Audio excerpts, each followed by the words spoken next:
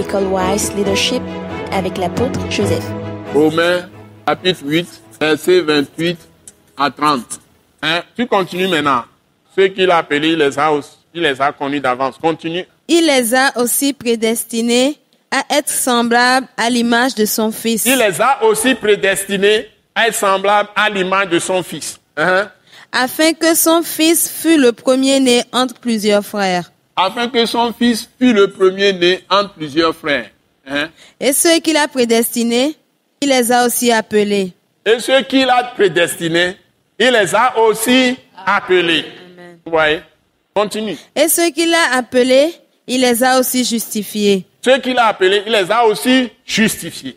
Et ceux qu'il a justifiés, il les a aussi glorifiés. Et ceux qu'il a justifiés, il les a aussi glorifiés. C'est-à-dire rendus parfaits. Donc, la première conséquence, ça fait partie des choses que j'enseigne aujourd'hui. Il faut rappeler ce test.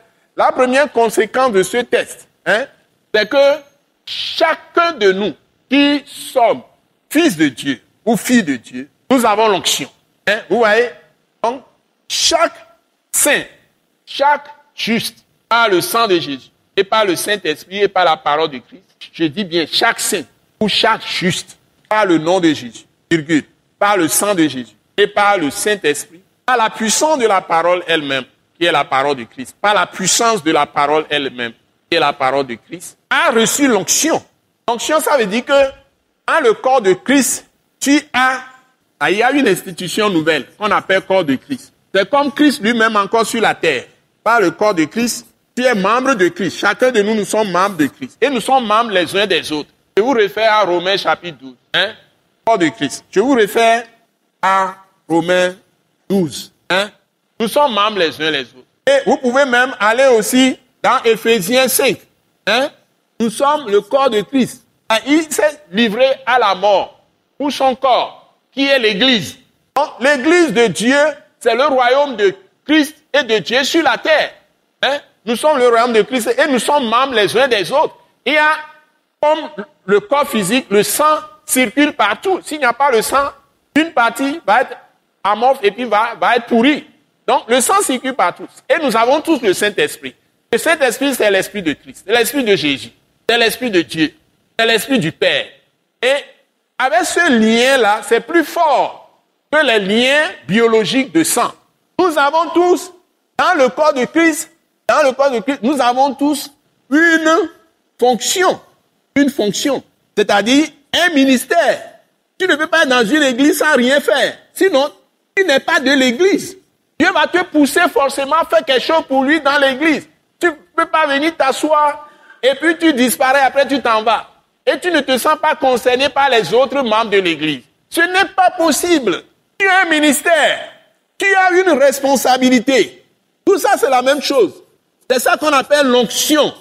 Et c'est le Saint-Esprit qui est en toi, qui te donne la capacité. Le Saint-Esprit, c'est la capacité, l'équipement que Dieu t'a donné. Nous, on l'a défini à l'attaque intérieure. C'est ça qui est l'onction. C'est-à-dire, Dieu t'a pris fils de Dieu et il t'a assigné une fonction. C'est pourquoi il est descendu en toi lui-même. Et c'est Dieu qui est ton équipement. C'est Jésus qui est ton équipement. Pas son esprit qui est en toi. Parce que le Saint-Esprit, c'est une personne.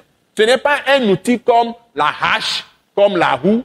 C'est la personne de Dieu lui-même qui est ta force. S'il vous plaît. Dieu même est ton équipement.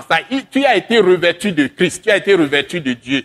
Tu as été revêtu du Saint-Esprit avant que le Saint-Esprit ne soit en toi. Et Dieu t'a abreuvé de l'Esprit. Il est en même temps un fleuve, mais il est en même temps une personnalité. Donc si tu demeures en lui, tu demeures en Christ, c'est en ce moment sa puissance va se déployer en toi. Demeurer en lui, c'est que tu lui obéis. Tu lui es entièrement soumis. Maintenant, quand tu lui es entièrement soumis, sa puissance va agir en toi, à travers toi. Ça te remplit et ça agit. C'est ce qu'on dit maintenant que Christ est ta force. Christ est ta puissance. Le Saint-Esprit est la puissance de Dieu, l'équipement de Dieu qui va agir en toi.